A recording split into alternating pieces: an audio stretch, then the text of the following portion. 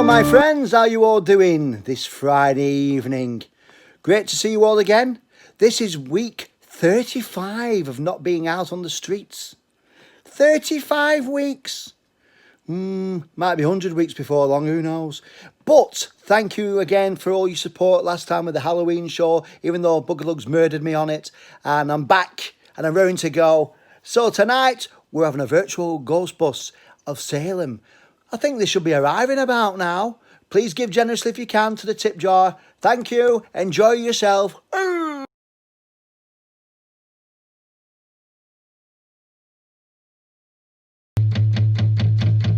It's Flecky, it's Friday, it's Flecky Bennett Friday, it's Flecky, it's Friday, it's Flecky's Fright Night.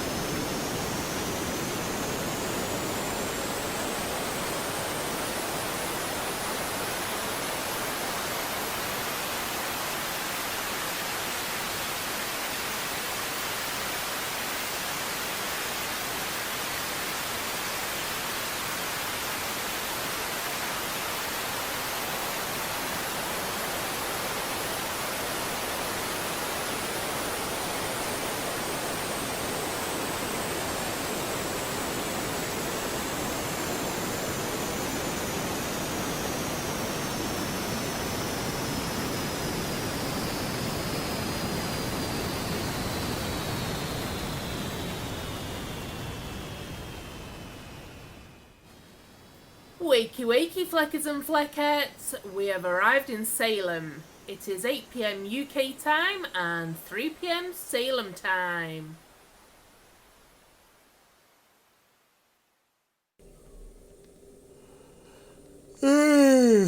Oh, I tell you something, that was a long flight, wasn't it, everybody? How you doing? Hello, my friends. Good to see you again. I know you've been with me all afternoon in the back of the bus, but you know I've been having a bit of a kip myself. So yeah, it's been an 8-hour flight, but it's only 3 PM in the afternoon here in Salem, so we've got the whole day again. So yes, an 8-hour flight to Salem, 90-minute performance, 8-hour flight back. Well worth it to spend an hour and a half with me, Flecky Bennett and Buggerlugs. So I hope you're well, everybody. Welcome aboard the virtual ghost bus. The first time we've gone over the Atlantic. Oh yeah, we've been to Paris, been to Edinburgh, been to Chester, but we've actually travelled across the Atlantic, and here we are in the wonderful town of Salem. Let's have a look outside your window, everybody.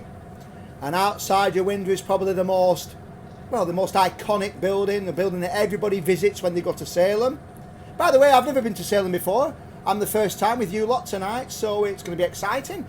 But yes, that's the most popular building in Salem. It's known as the Witch House. I'll tell you more about that later. Come back to me, Buggerlugs.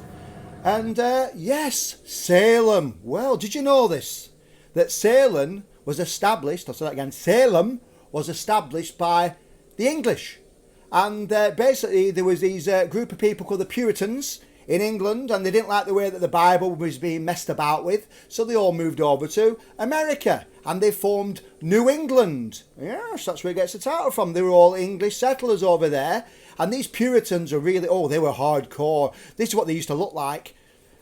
The Puritans, that's them a little bit, saying the prayers and stuff. They were very God-fearing religious folk, and they really did believe in everything in the Bible. They didn't like anybody who messed around with it, and that's why they're called Puritans, because they believed in the pure Bible.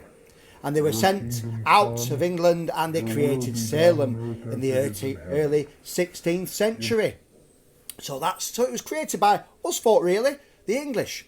And obviously the people being Puritans, they hated anything to do with evil or the devil or ghosts, and they didn't like witches one bit. So watch out, Buggerlugs. I'll get my revenge for poisoning me on last one, don't you worry.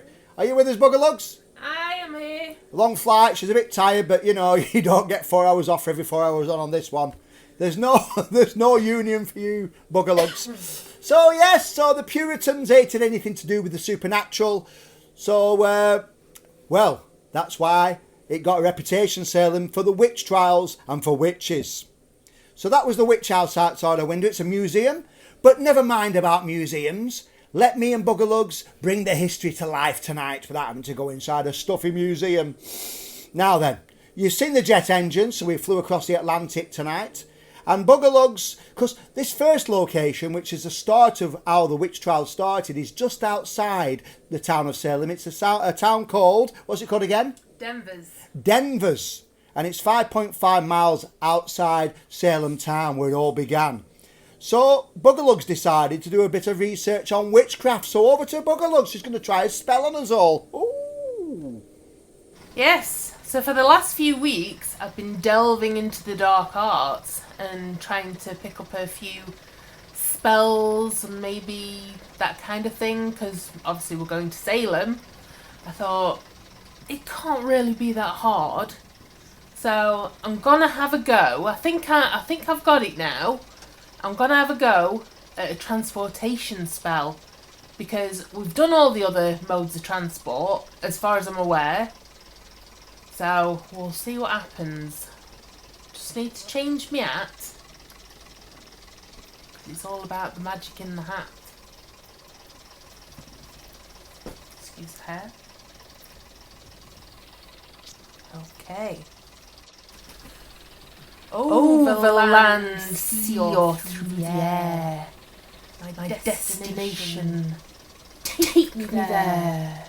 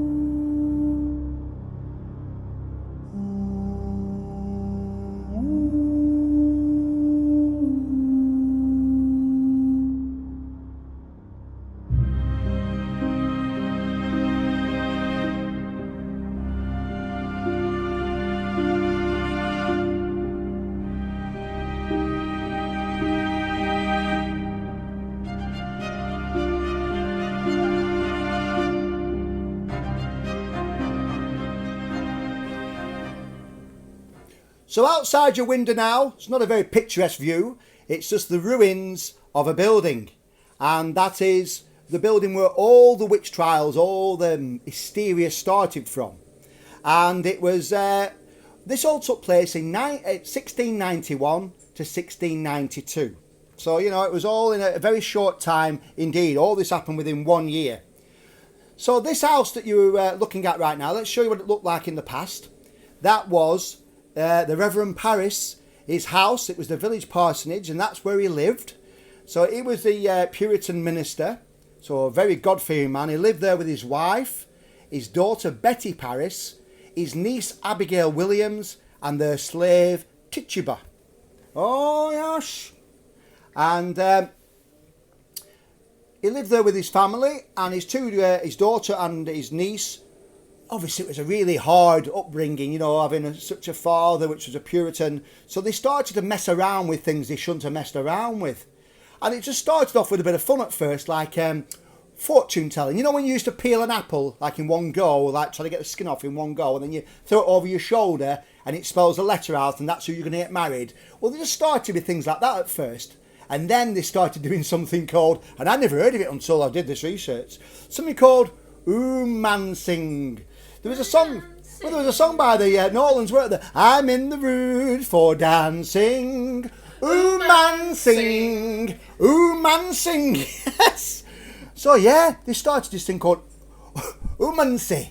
And you can do it at home if you want to follow along. Oh yes, all you need is a glass. Fill it up with room temperature water and get yourself an egg. Divide the yolk apart so you've just got the white of the egg, and then drop it into the water. Now this is what the two girls started to do. Oomancing in the woods away from the father. And so they drop the egg white into the water. So you can do this at home later. And you let it settle and you get a spoon and you start to stir it around. And it's a bit like a lava lamp in a way, or you know when you're doing a poached egg and you're dropping in the water without, and it sort of like all splits into bits and stuff. Well, here's a bit of a video showing humancing in operation. Have a look at this.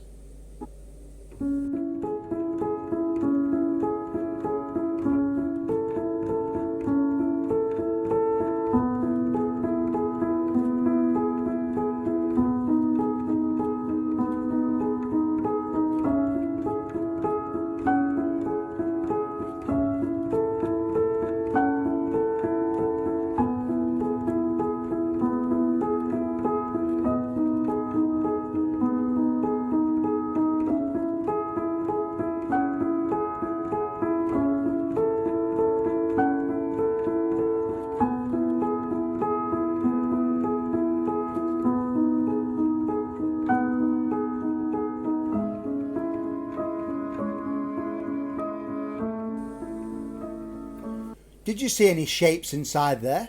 I've been watching that quite a lot, and I can see like a Grim Reaper from the egg white and stuff, and Belly dance. yeah, like it's all sorts of weird dances and stuff. So you can imagine why our people, these Puritans, got a bit obsessed, and especially these two girls.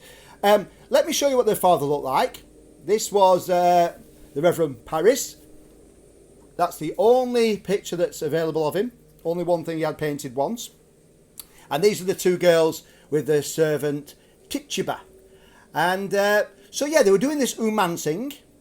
And then on one occasion, something terrible started to happen. I've done a bit of a replication of what they saw in the glass. Let's have a look at it.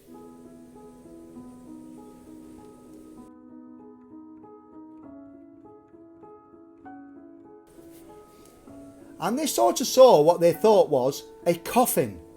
The shape of a coffin. I mean, I made it a bit more simpler for you to see there, obviously, but they saw in the egg white what looked like a coffin.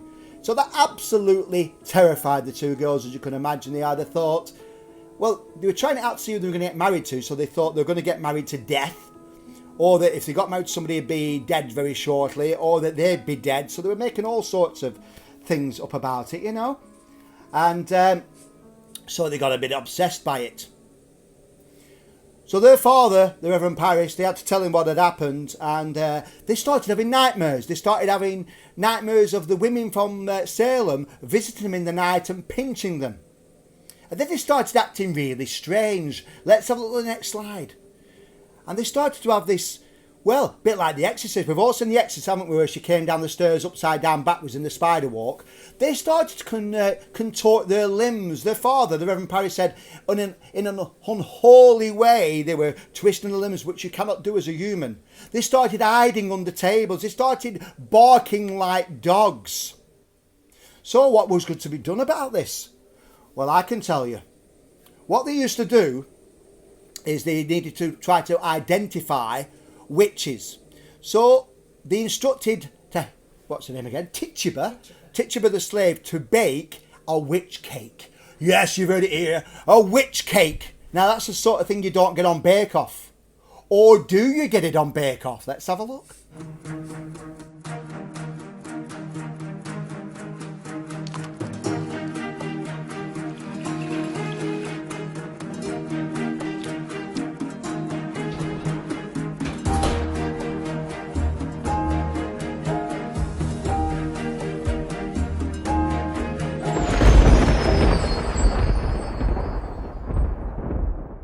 This week on Bake Off, we've got Tituba, and she's going to be making her famous Tituba's witch cake, made from the piss of two young girls, ash from an open fire, and rye. Sounds absolutely delicious.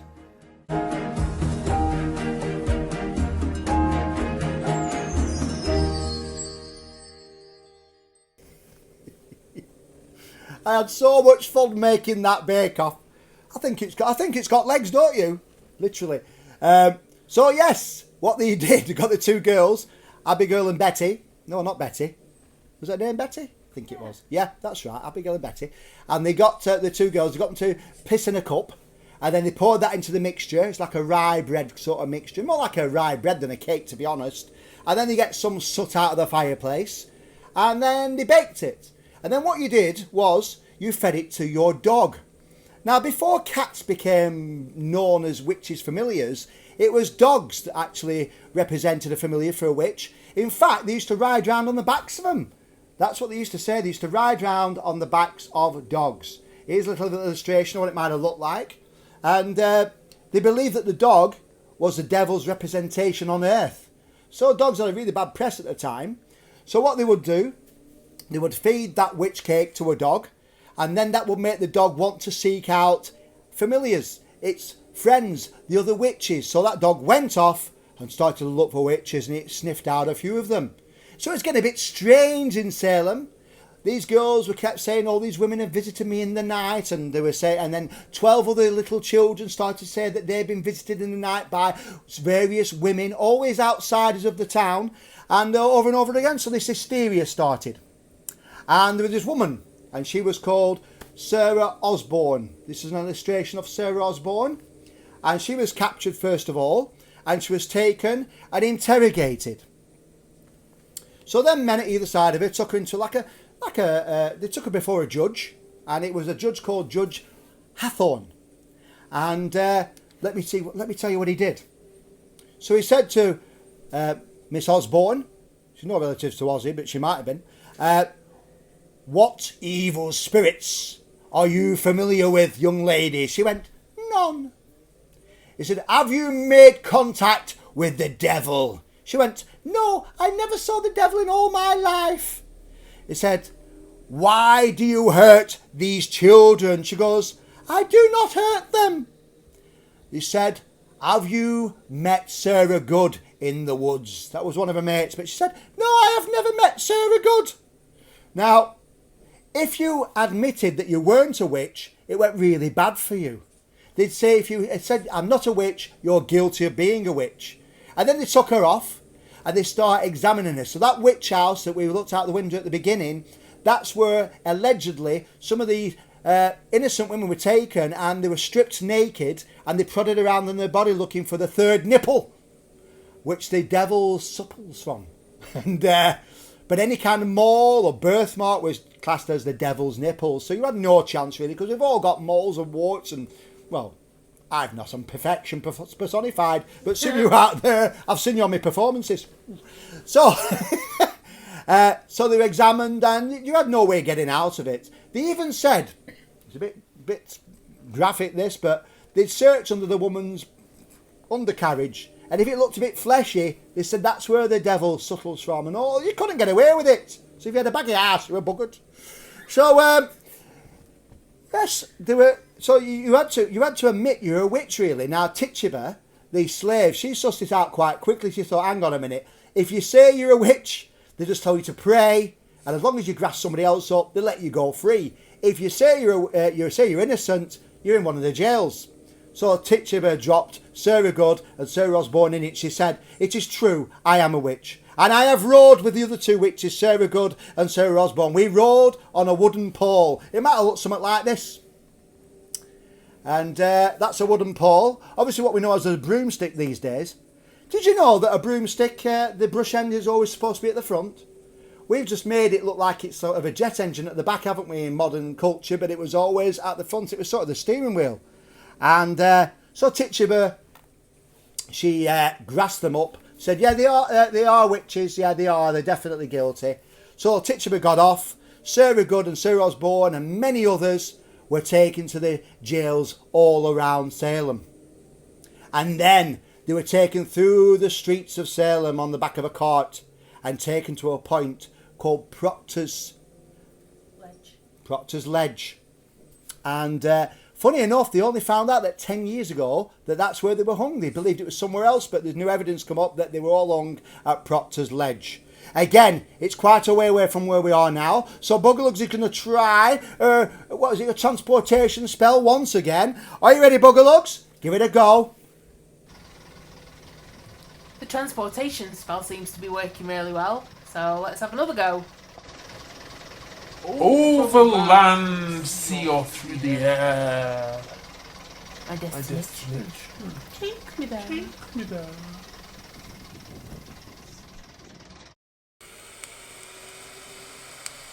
Ah! off.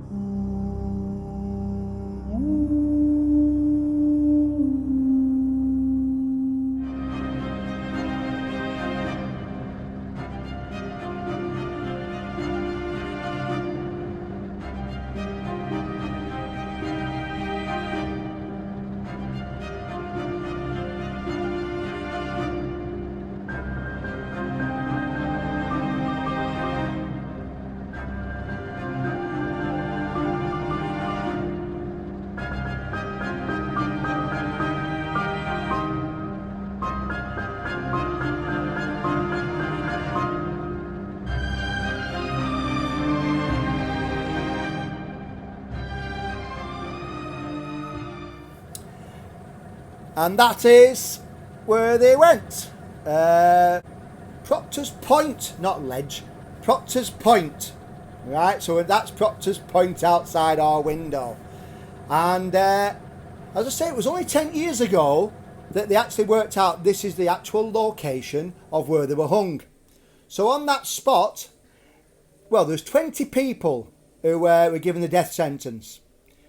14 women, 6 men were convicted of witchcraft, and 19 of them were hung at that point at Proctor's Point.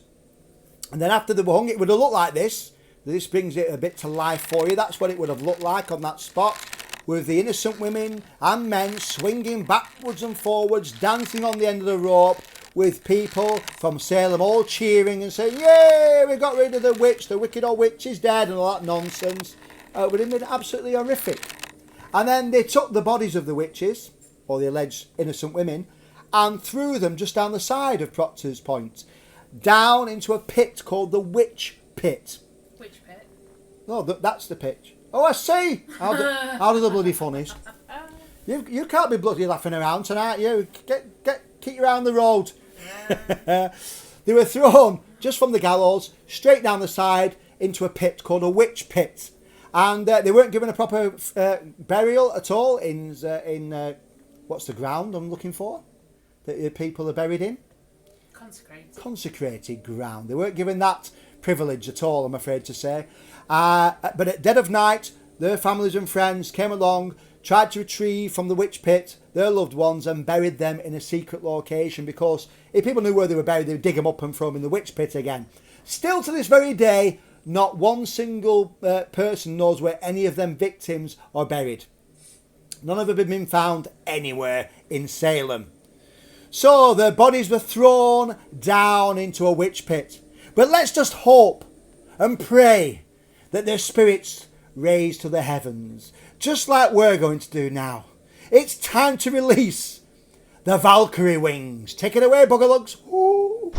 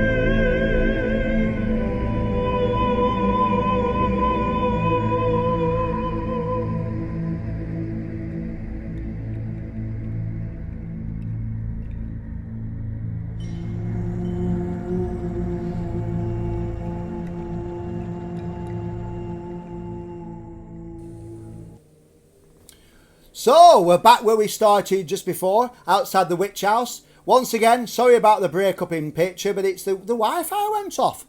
And I think it's the witches flying around above our heads here in Salem. Obviously, it causes a problem. But thank you for coming back and joining us. And as I say, when I splice it all together later on the YouTube version, you won't even know this has happened. But I think you lot out there are the privileged ones to go through the hell with us. So yes, we're back outside the witch house. And as I said, it is the most... let's have a look at it outside your window. It is the iconic house of Salem. But funny enough, it's the only house which is still standing, which was around at the time of the witch trials. And that is where they believe...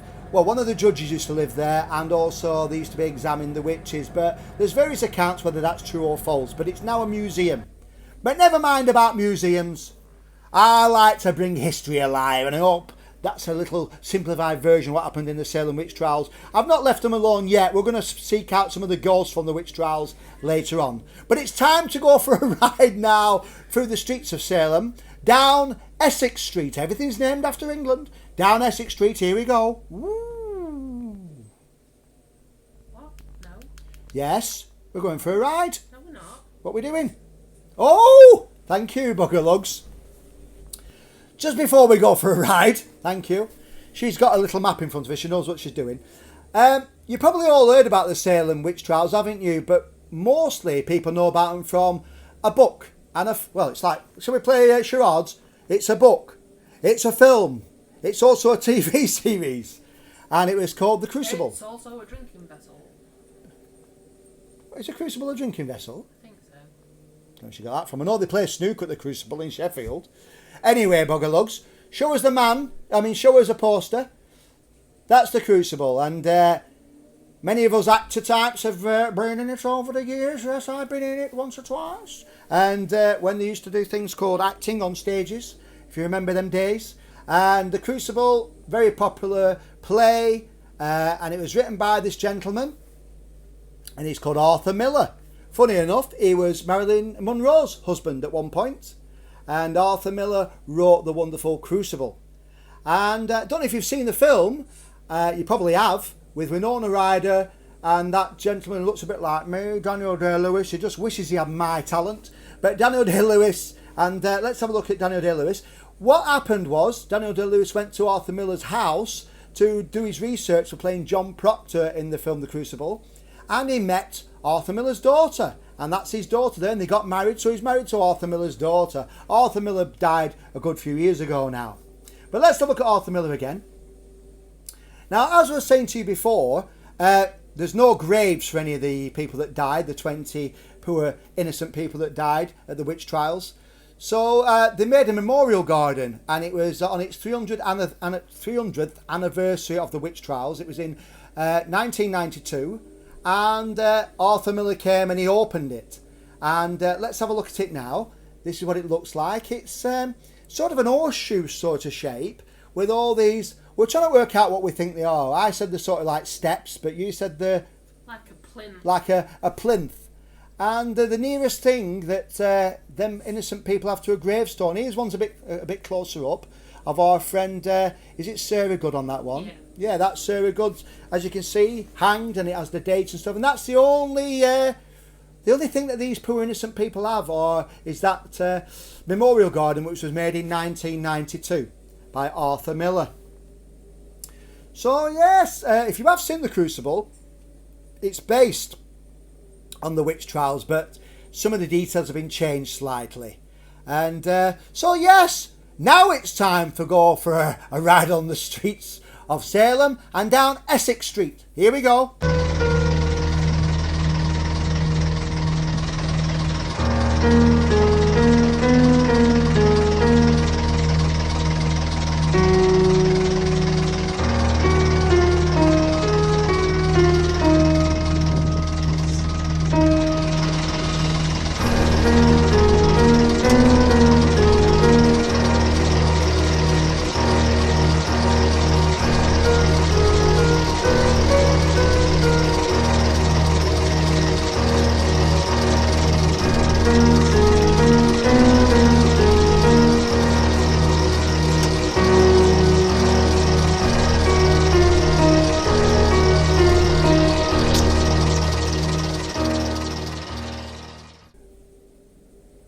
Yeah, that's true, Alan Bound. Wi-Fi does sound like it could be Witchfinder. Oh, no wonder they've brought us down this evening. No wonder. Oh, it's a bloody busy day, isn't it, round Salem on a Friday? Look at all them lorries and stuff. Must be delivery day. Now, listen, if I lived in Salem and I'd be on Essex Street all the time because it's full of horror and scare attractions. Oh, yes! So, let's have a look out your window on the right-hand side and you'll see... And this one is called the Nightmare Gallery. And basically it's a waxwork museum which specialises in horror. So let the owner tell you a bit about it. Over to him.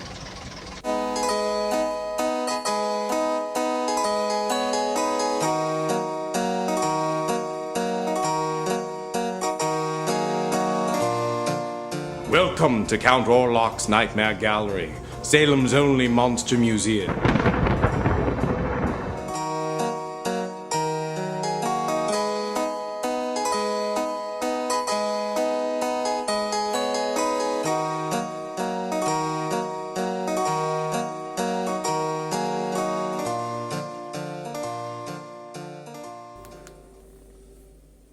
So that's the Nightmare Gallery.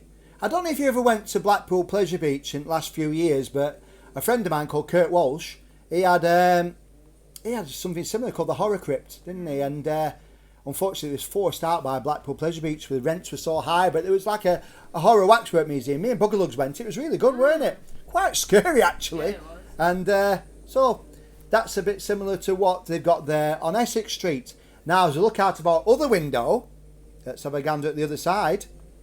And Buggerlugs gets there. Yes, that is the Witch History Museum. And unfortunately, it's not got the best of TripAdvisor reviews. They say it's a bit old-fashioned. It's a waxwork museum, but it's, dated is what everybody says about it. But I think it's got something quite spooky about it. Let's have a look inside there. Let's have a look. The young girls of Salem inform the magistrates that a coven of witches at Salem Village is meeting in the wooded field near Minister Samuel Parris's home.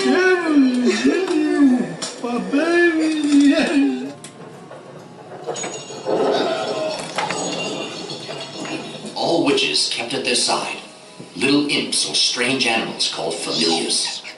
Old Giles Corey was a pitiful creature. In his 80s, when he was led to the field beside the Salem jail, now the Howard Street burial ground. I don't know about you, but I think it looks quite interesting.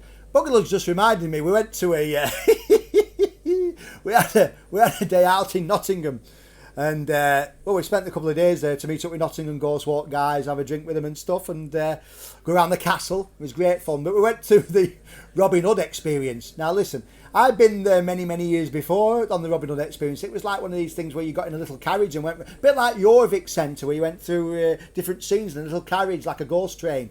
Well, this one now, if you're watching, I'm sorry guys, but it's like in somebody's house. And, they're not even proper mannequins. They're like something you get out of a dress shop window. They put like a wig on and a green hat. And they have that thing where they project faces onto like the mannequin's face. And none of them were lined up, so it was half hanging off and stuff. And they said at the end, "Have you enjoyed yourself?" And I said, "Well, my God," I said, it was absolutely awful. I wanted a refund actually, and then I felt so bad at complaining I went back and apologised the next day, didn't I? Yeah. But anyway, that was, well, if you thought that looked bad, it was a million times worse than that. But I hope you've improved it. They told me they'd only just taken over the attraction in Nottingham, so it should be brilliant now, so go along. But so there's them horror attractions. Just round the corner there's a thing called the Salem Witch Village, and in there people like Buggerlugs can go in and train to be a witch. And they have a room inside called a spell room, and that's the picture of the spell room. And you can pay to sit with a practicing witch, a proper Salem witch, and she teaches you how to make, spells about love and wealth and also anything you could possibly imagine. So I bet Buggerlugs want to go there, but you ain't got time. You're going to fly back after, so tough. So, my friends, come back to me. We're just going to take a little drive now, a little bit further. I mean, we're talking next door, but one really, to a bookshop. Let's drive there. Here we go.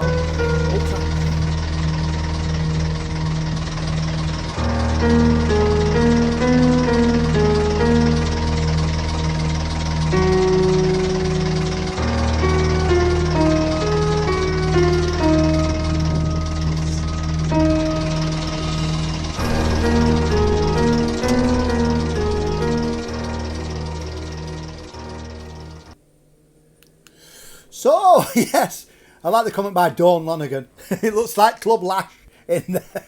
You been to Club Lash? I was invited once and then I looked at the pictures and I thought, don't think so.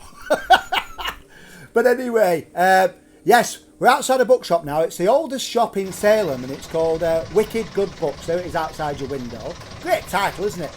It was only taken over by the current owners about 4 years ago, and it's a really good bookshop apparently, but it's haunted. And there's a news report here, and let's look at the news report. This was on the television in Salem. Let's have a look. Wicked Good Books. I looked through the window and I saw what looked like a shadow figure.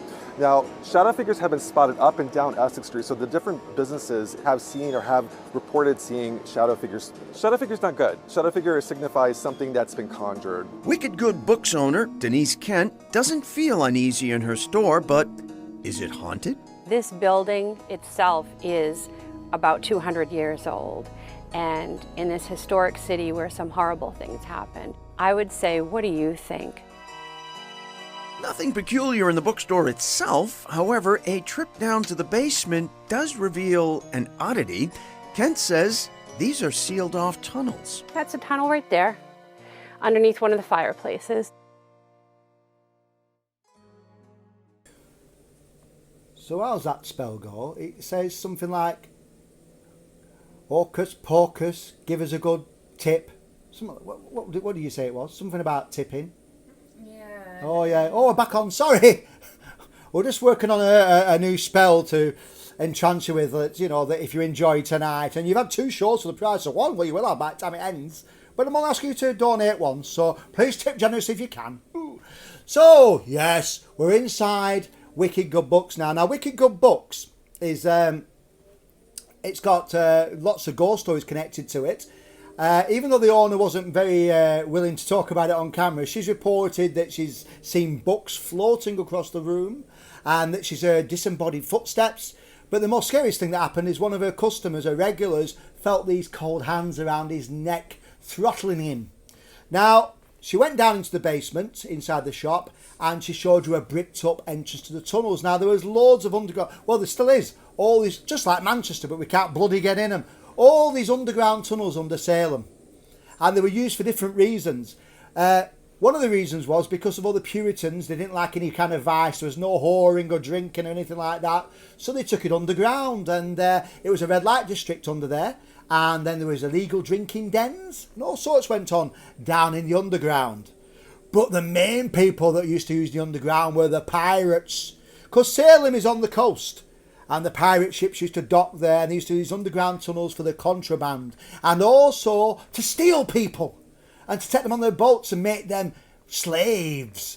And when they did open up the tunnels years ago, they found loads of human bones down there, so they're haunted by pirates. Now, the thing is with this virtual ghost bus, we can drive on footpaths, we can fly through the air, we can even magic ourselves around with buglugs with their new spells, and we can also go down into that underground tunnel. Shall we have a trip down the stairs? Here we go. Hold tight.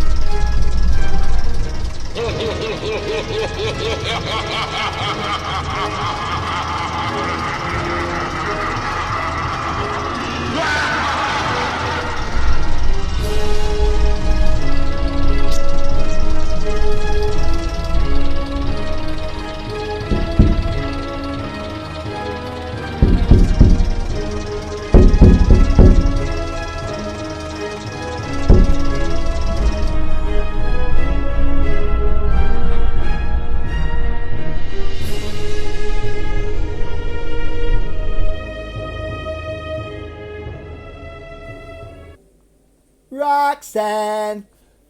Just turn on the red light. I like it, Lola. It is the red Fright area. Yes, indeed. So we're still down in the passage. We just stopped here for a few seconds. Did you see any? I heard some banging on the windows. Did you hear anything? I didn't hear anything. No, I thought I heard some banging. But it's supposed to be haunted by pirates down here, the ghosts of pirates. And if you know about pirates, the most feared pirate of them all was a guy called Blackbeard. Let's have a look at the guy. There's an illustration that I made earlier. And that's his Blackbeard. He was the most feared of all pirates. And he used to use these tunnels. And Blackbeard, unfortunately, pissed off his crew one time too many. And there was a mutiny and they chopped it off and hung it off the mast. So his head was bobbing around, tied up by its beard, I think. And that head was severed, obviously. Excuse me, windy pops. And it was severed, it was bumbling about. Then it went missing. Excuse me, this wine's very dashing tonight. The head was bobbling about. It went missing for quite a few years. But then it was found and made into a drinking vessel, which was behind, well, it was in a pub for a long time. Then they donated it to Salem Museum, the Peabody Museum in Salem. And apparently it's in their basement now, and this is what it looks like. It's we've worked out that bottom part of it is the actual skull, the lid of his skull. That makes the drinking part at the bottom, and they made what looks like a brain, haven't they, at the top, like a lid on top of it, and people used to drink out of it, a drinking vessel. So that is Blackbeard's noggin. Blackbeard's noggin inside there. So we stopped here for another reason. As Ozzy Osbourne liked to sing about, under the graveyard, and those that have been on the area shelter in Stockport know about being under a graveyard. We're now under a graveyard. We're underneath. I think I'll have a bit of dry ice for this. Hang on a minute. Under the graveyard, we're all skin and bones. Quite a good impersonation of Ozzy, that, don't you? We're under another graveyard. So above our heads is a really old graveyard. Let's have a look at it. It's the second oldest graveyard in America. It's called the Old Burying Point. And it's the only graveyard in Salem that has any connection to the witch trials, that some of the people that were connected directly to the witch trials are buried there. And the most infamous person is this gentleman. And he is called Judge Haythorne, or Hathorne. I don't know how to pronounce it, but Haythorne, I think. And he was a judge that presided over all of these innocent people, and he's the one that condemned them to death. And here's a picture of his gravestone. He is, seems to be resting in peace because there's been no sights of his ghost anywhere. And his great-grandson became quite famous. I'm going to tell you about him in a little while. But he said about his great-grandfather, the blood of the witches have left a stain on him forever.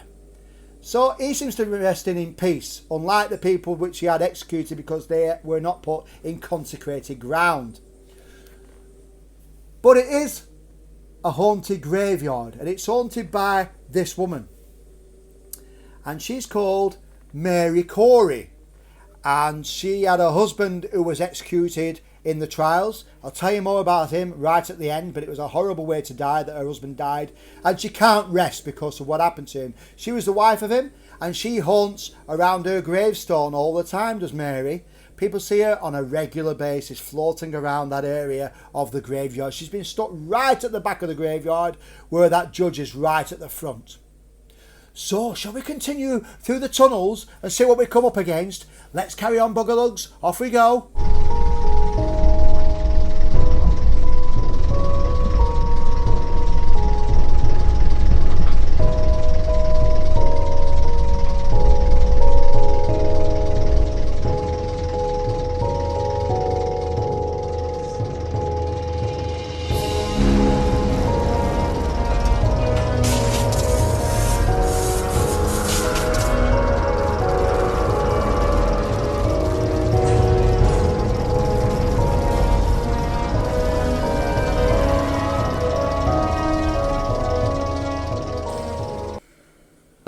Oh, it's blooming dark and scary down here, isn't it? So you might think to yourself, what the hell am I looking at outside of the window just then? You are looking because the tunnel comes out into a morgue. Oh, yes. Now, some of you have been on my Altrincham Ghost Walk. You know about Morzarbeit, where we go and we go into a morgue, don't we? And this is very similar. We've just gone into the morgue of a funeral parlour. And it's got a very amazing story. And because it's a morgue, not because it's a morgue, because they changed it to something else, it's a raise your glass moment. We haven't had one tonight so far. There's not many haunted pubs at all in Salem. I'm just waiting for Bugger to top my glass up. Just shine a light on her. There you go. Have a drink in the back of the bus if you want some, you know. That's enough, thank you. I don't want to be too bad. Cheers, everybody. It's an official raise your glass moment. I know it sounds a bit weird for a morgue, but you'll find out why in a second. So do some of you remember when I did the Paris one and I talked about, and some of you have been on the Tavern of the Dead performance in Manchester. I talk about the Tavern of the Dead where they used to have they made it look like they were drinking round coffins and stuff like that. Well, in Salem and all America there was a Prohibition Act and people were desperate for a drink, just like today really. There'll be these speakeasies starting right now, won't they, if all the pubs stay shut.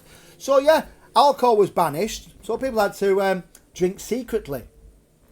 So the funeral parlour had the morgue downstairs and the owner decided, well, I'll invite some of my friends back, we'll get a bottle of whiskey and we'll start to have a drink downstairs in the morgue. And it became so popular it was packed out. So this is what it might have looked like. This is a graphic that I've made.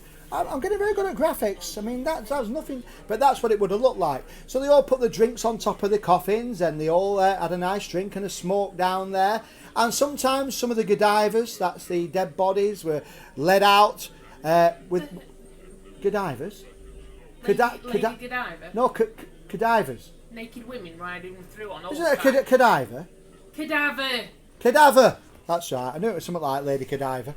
Well, they were Billy Bullet naked as well, like Lady Godiva. And yeah, so they'd be drinking there and there'd be bodies next to them, led out and stuff. And you might think it's a bit morbid, but they actually said that it makes the drinking more fun because you look down and think, life's too short, let's have fun. Very appropriate for these days that we live in, isn't it? So yes, they were drinking down there. Anyway, they were doing such good business because we was charging for the drinks and stuff that somebody suggested, when this prohibition is over, why don't you just open up, get rid of the funeral parlour, open it up as a bar? So he did. And he was the second person to get a licence in Salem and prohibition was over. And upstairs, it's turned into it's now a liquor store. But it's got the best title ever. It's called, don't put it on yet, Buggles. It's called the Bung Hall. I'll say that again. Not Bum Hall, but it sounds like it. Bung Hall. B-U-G. No, sorry, B-U-N-G. Or Bung Hall. Now, they say it was called that because they used to bung alcohol down there into the mortuary. That's why it got that nickname. But a bung hall, keep it clean, madam. A bung hall is where, you know when you see a barrel and it's got like a hole and a stopper stuffed into it? That's a bung hall. And they were used so that you could pull the stopper out, smell the contents of the barrel, maybe get a little sample out to test that it wasn't going off. So that's a bunghole. And it's known as, get this right, bunghole liquors. Not bumhole liquors, you were thinking that, madam. Bunghole liquors. And upstairs is haunted. Is that the picture that's coming up next? Bunghole liquors upstairs is haunted by the ghost of a woman and a black cat. Let's have a look at them. And they believe it's the ghost of one of the witches. Now, as I said, none of the sites exist. None of the houses where the witches lived or anything like that, apart from the witch house. But it could be the land that witch, that innocent woman who was, accused of being a witch, lived. And in that off licence, which is now the Bunghole Liquors, is a ghost is seen quite often, and a black cat is seen. Hey.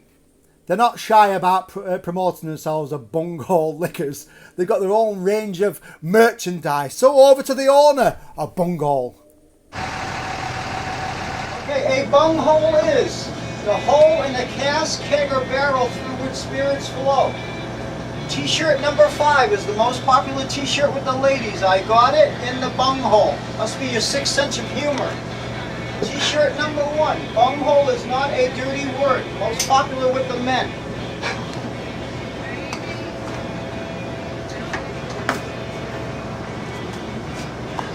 We also have our world famous bunghole beer glasses. Bunghole liquors, bottoms up. Our koozies, we're not number 1, but we're right up there. and our world famous shot glasses, and our world famous hats, bunghole liquors, inactive wear for the casual drinker. Also our other shirt, bunghole liquors. Don't like it? Turn the other cheek. Thank you very much. Oh. My favourite is I got it in the bunghole. It's great, isn't it? Oh, I think I'm going to have to send off one empty. Well, we could have picked one up tonight, couldn't we, really, as we were outside, but we haven't got time to stop. So when you get back to the UK, order one. Talking about black cats, and there's a ghost of a black cat inside the bunghole liquors. That's the most spotted ghost around Salem, are the ghosts of black cats. They're seen everywhere. People see them for a few seconds, then they're gone again. And I don't know if you watched a documentary called Hail Satan. Hail Satan. It's on Netflix, I think, isn't it, Buggerlugs? Mm-hmm. And it's all about a religious cult. Well, I think they're anti-religion, actually, I think. And they're called the Satanic Temple. Let's have a look at their logo. They're called the Satanic Temple. And their head office, and they were formed in Salem. And as you can see, they use the infamous black cat as their emblem. And this is the cover of the film. It's well worth watching. They're quite a big group of people now. They have them all over the world, including the UK, and even Manchester has its own branch of the Satanic Temple. So, might go and give it a try one night. I don't know. You'd like it, Dawn Lonergan. I know you would. Judging by the places you've been so far in your comments.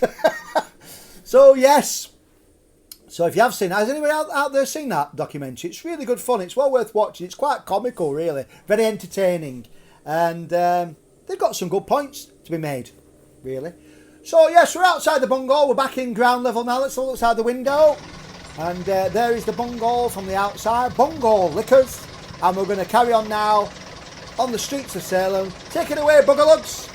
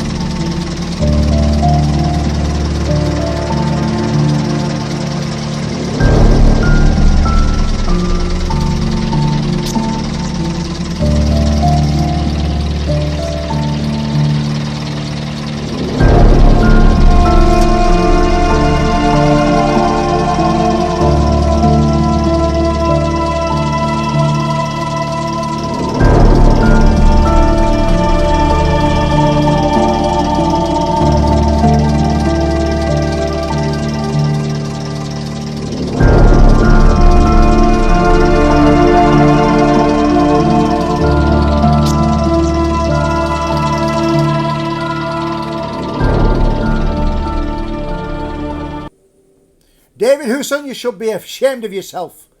Well, you liquor at the front and poker at the back. Yay. He says with the resident band Butthole Surfers. Butthole Surfers. I like it. Get back on your PlayStation 5. So, we're now, have a look out your window. And I think we can look out the window, can't we? Yep. That is a very famous building, especially in Salem and in America, really. And especially in New England. It's called the House of the Seven Gables. You can't really see it from that angle, but it's got 7 of them points, or it's quite a big house, as you can imagine. And it's a haunted house, and it was built in 1668. Now, it's had quite a few different owners in its time, but the person who's most associated with it is this guy. It's called Nathaniel Hawthorne. Now, just stay on that picture because I want to explain this to you. When we went to that other graveyard before, and that judge that sent all them innocent people, he was called Hathorne, right? So just take the W out of that. Out of Hawthorne, he was Hathorne.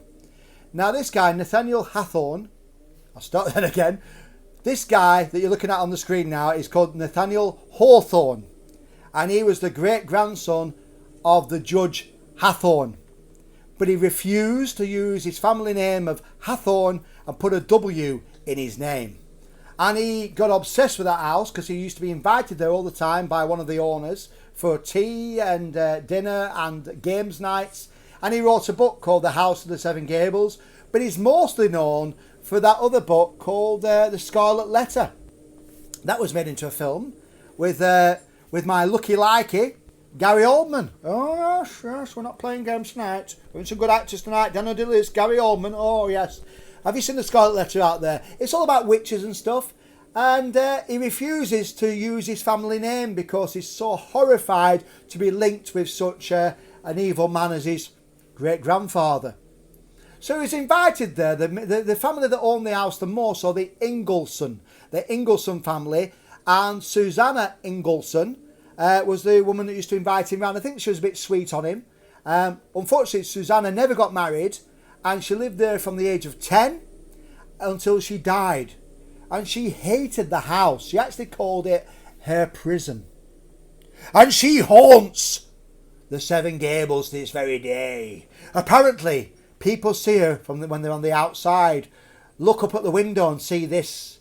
You see her peeping from behind the glass. Susanna Hawthorne. Sorry, Susanna. What's her name again? Forgot her name. Susanna, anyway. I'll come back to me in a minute. Susanna Ingleson. Susanna Ingleson will be looking behind the glass out at people to this very day. It still is her prison. It's a very interesting house, apparently. And we haven't got time to get off the bus today and have a look around it, but they do guided tours. But there's a film about the House of the Seven Gables, starring one of our favourite actors, Vincent Price. When he was very young, he looks about 25 in the film. It's on YouTube to watch for free. And they persuaded him just before the end of his life. He was 80 odd when he recorded this, but he did a documentary about the House of the Seven Gables. And the most interesting fact about it is a secret staircase that they found. And they only found it a few years ago. And this is our friend Vincent talking about it. Have a listen to this. Directly on the other side of the fireplace is a wood storage closet, which usually contained a large supply of seasoned firewood. But it was discovered in the 19th century to contain the entrance to a narrow, secret staircase. It rises up through the central chimney and leads to a room on the 3rd floor. Its real purpose we do not know. Was it used to hide a member of the Turner family who might have been accused of witchcraft in 1692? Might it have served as a cache for smuggled goods to avoid the high import taxes? Or perhaps it was part of the Underground Railroad by which runaway slaves were transported to Nova Scotia.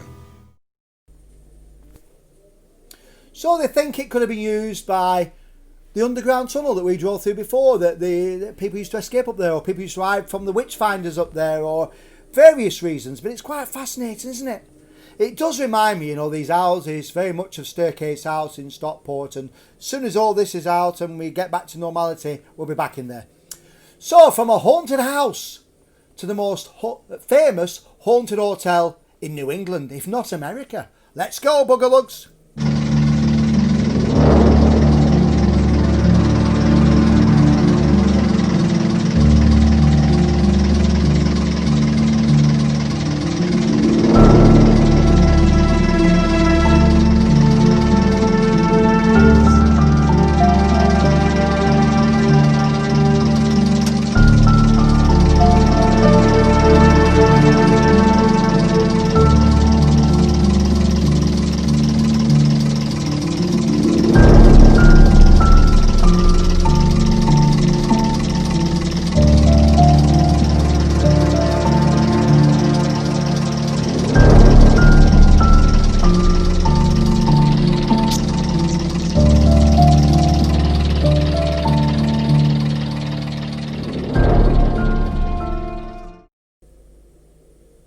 So we're now at the Hawthorne Hotel, again, named after the Hawthorne or Hathorne family.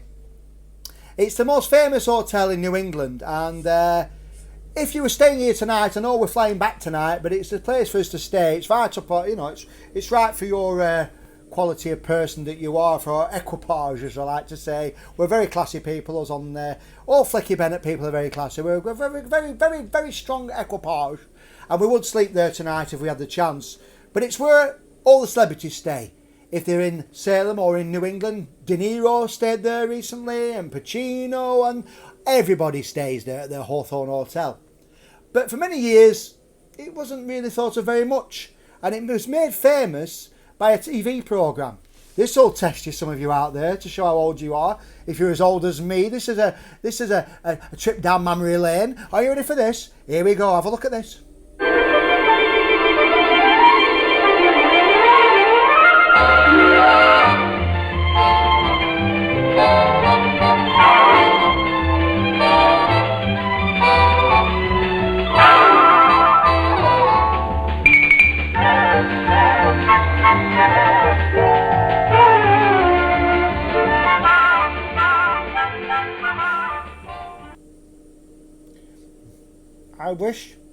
I wish for him to tip generously. Oh, sorry, we're back on. I was twitching my nose there like she used to do. Did you used to watch that as a child? Yeah, I did as well. And I hadn't really thought about it until I started doing this research. Bewitched. Well, what it was is they did a special episode. I think it was a two-parter where in the episode they went to Salem, travelled there, and she went to find her ancestors and stuff. And they filmed the entire episode around Salem, in the Seven Gables, in the Witch House, and inside the hotel, the Hawthorne Hotel. And let's have a look at the Hawthorne Hotel outside the window. There it is for us to look at. And as I say, it's a beautiful hotel, and that really put the hotel on the map. It's quite funny though that when they announced that they were going to film an episode of Bewitched in Salem, the people of Salem weren't keen on the idea. For many, many years, they wanted to deny the history of bloodshed and the witch trials and stuff. They would have nothing to do with it. They wanted to forget about it. And then when they announced they're doing this episode of Bewitched there, they protested and tried to get it banned. And now they've embraced everything that witchy, you know, as you can see. And as you've just seen on that trailer there, there's a statue to Bewitched in the middle of Salem. So they've really changed their ideas. But the Hawthorne Hotel is haunted by a real witch. Oh yes, indeed. And she is called Bridget. I'll say that again. Bridget Bishop. Let's have a look at her. Now listen. Bridget Bishop was a bit different. Like some of you Fleckettes out there, she didn't look like the normal people out there, the other women of Salem. She liked to dress differently. Not looking at you, Dawn, for any reason. She liked to dress differently, act differently. She liked to wear red. She wore a red shawl. Leave it on, Buggerlugs. She wore a red shawl, and obviously that was quite a scandalous colour back in the day. And she took no messing from fellas. She was quite a feminist of her day. She didn't agree in the woman's, position at home, cooking and cleaning, looking out. She was a rebel. Sounds like a good woman to me. And she was having none of it. And because of this, people thought she was a witch. Especially the men. It was the men that were, even her own husband said, oh, she's a terrible wife. She's a terrible wife, is Bridget. Terrible. He said, and I've come down in the middle of the night, and I've seen her, and I quote, where is it now? I'm just looking for it. I've come down and she has been at a meeting with the devil in the front room. She's been sat with devil. I saw him through the crack in the door. She was talking to the devil. She also had a pet monkey, like we all do, you know, a pet monkey. And they said that was her familiar. She used to send it out at night and it would terrorise people. So it's quite strange, but she got sentenced to being a witch because she was just different from everybody else. And she was a really clever woman. She was a businesswoman as well before she was executed. She had an apple orchard. Let's have a look at her apple orchard. I think I'm up to that bit, aren't we? Yeah. And that's her apple orchard. Her stone before that. Oh yeah, that's her apple orchard, and that's what she had. She made all the money from apples, and they knocked her apple orchard, or they dug it up, and that's where the Hawthorne Hotel was built upon. So that's why they believe it's haunted by Bridget Bishop. By the way, this is a picture of her stone, that's laid out in the memorial garden. That's for Bridget Bishop. She was the first executed, yes. She wasn't the first to die. The first to die was Sarah Osborne that we talked about before, but she died in prison waiting for her execution. So she was the first one to be hung. So the Hawthorne Hotel is built on what was a vineyard, not vineyard, apple orchard. You can make it, it's like a vineyard, isn't it? You can make cider out of apples, can't you? No? It's apples or orchards. Grapes Well, you know. How did they make cider then? They get them off an apple. There must be an apple orchard. Yeah, but it's not a vineyard. Well, it's the same thing, but for apples. Apples don't grow on vines. Anyway, they built the Hawthorne Hotel on top of her apple orchard. And she's been haunting the hotel ever since. Getting dramatic again now. She's been haunting the hotel, especially room 612. Do not go in 612 unless you're into the paranormal like you lot and you want to investigate for the night. People go in 612 and they're asleep and they're waiting all night, and then all of a sudden you're woken up by the smell of apples. A really strong smell of apples, because Bridget Bishop always smelled of apples because of her apple orchard. And then you feel something tugging. Wait for it you. Tugging on your sheets, pulling your sheets down. But it's when you look up and you look out into the bedroom, you see a reflection in the mirror. Oh, Bridget stood there looking at you behind the mirror in her trademark red shawl that she used to wear. This takes scrying to an all new level. You know that Bloody Mary experiment? Well, that's beyond. She is there inside the mirror in room 612. Ooh, back to me, Buggerlugs. So let us now travel to our last destination of the night. We're going to go to another cemetery, my favourite place to go. Here we go. Let's go.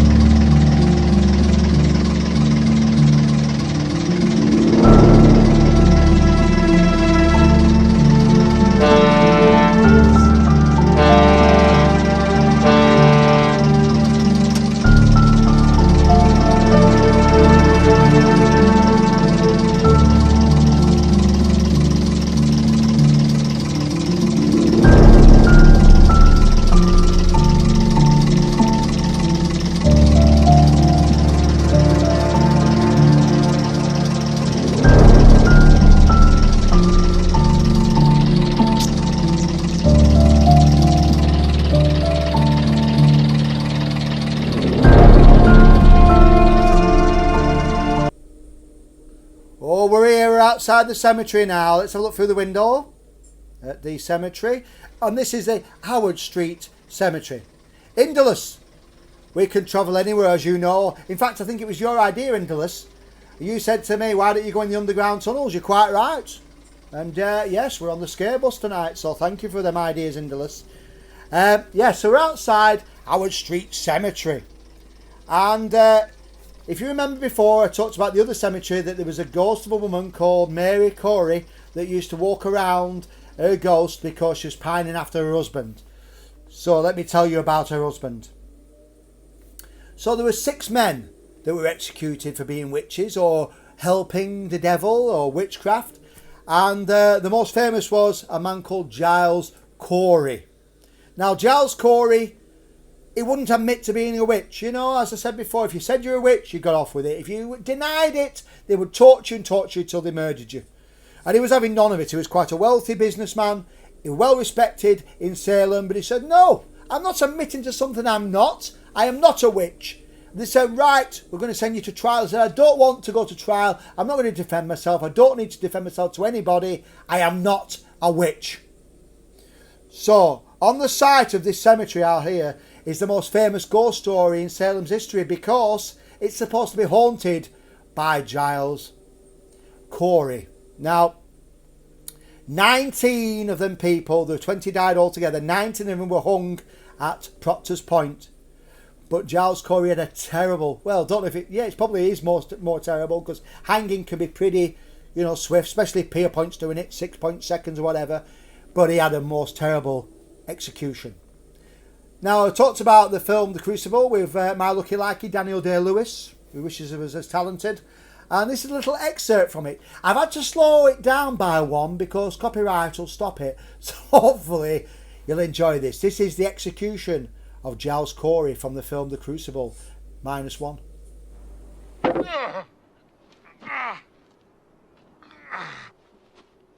Purge your contempt and give us the name of the man that accused Putnam. You will say it, Corey. Speak, man. We cannot relent. What say you, Corey? More. Wait.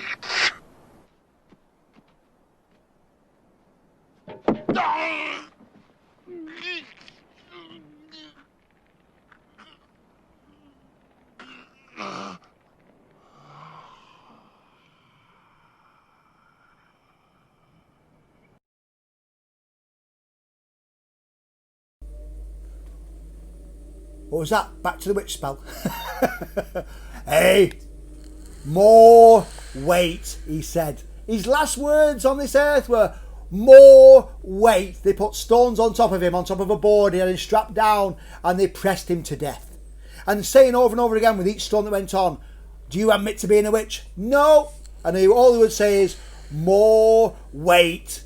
Apparently, it is even more gory than this, than what you've just seen, his death, because in actual life, Hawthorne, the judge, stood on the plank of wood on top of him, on top of the stones, and as he died, Giles Corey, his tongue went, and the judge got his walking stick and pushed his tongue back into his throat. So it was quite an horrific way to die, but he stuck to his guns and his last words were, more weight. Now, his ghost is constantly seen in Salem. Anybody walks past that graveyard sees the ghost of him. But there was one year in particular, in 1914, when his ghost was seen over 300 times that one year. 300 sightings of his ghost at this graveyard outside our window. 300 times. Nearly every day. It is nearly every day, isn't it? And in 1914, something terrible happened to Salem. A fire started at Proctor's Point, where the witches were executed. And it started there. Fire started there, and this is what it might have looked like. I've done a bit of graphic for you. A fire burnt through Salem. And there was thousands and thousands of houses destroyed. Most of the houses which belong to the witches from the Salem, and that's why there's hardly anything that remains in Salem anymore, because it's all destroyed in that fire. And they believe that Giles Corey has laid a curse on Salem to this very day. To this very day. And if he's seen, you know you're in trouble, because something's going to terrible happen. It's gone very dark outside, hasn't it, Buggerlugs? What's going on? Where's the daylight gone? Where's the daylight? Time's going on. Yeah, well, no, but it's something that dark. It's very dark outside the windows. Mm-hmm. Yes, I'm waiting. Have a look out the window. There it is, yeah. Very dark out there, isn't it? Look at it. Hey, I think there's some thunder and lightning coming in. Storms rolling.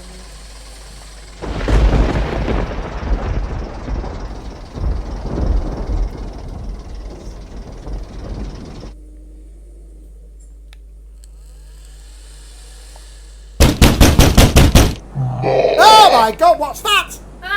Oh, Jesus. Don't look, everybody, don't look.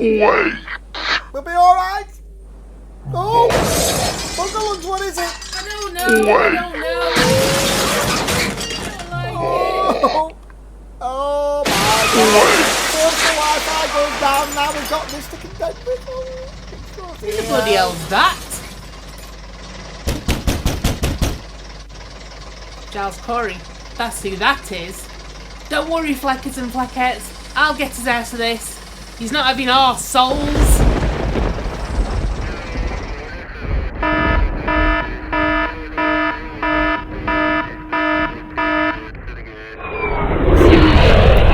That was a close one. Let's get back to the UK. Thank you for flying with Scarebus 666.